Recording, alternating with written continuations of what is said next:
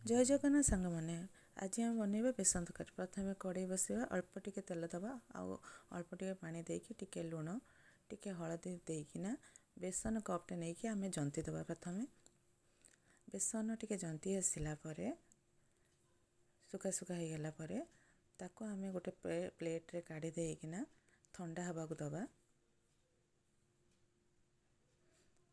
एबे से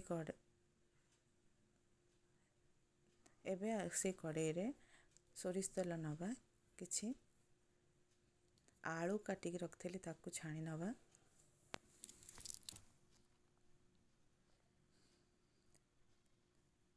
आलू छाणी सारा परे एबे बेसनटा ठंडा हो जाइए ताकू आमे छाणी नवा, क्यूब साइज करिकी छाणी नवा।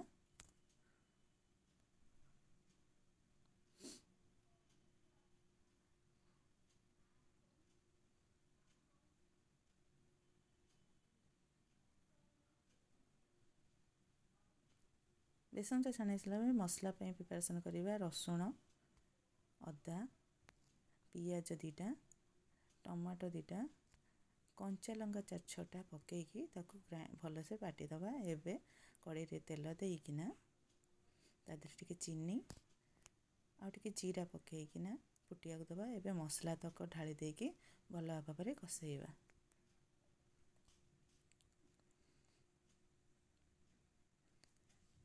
मसला कसेला तारे लुण टिके काश्मीर चिली, हल्दी गुंडा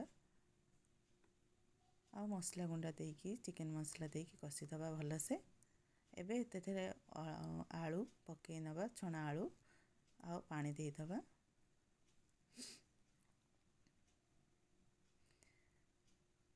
ताको घोड़े दबा आलूटा सिझा पर्यंत।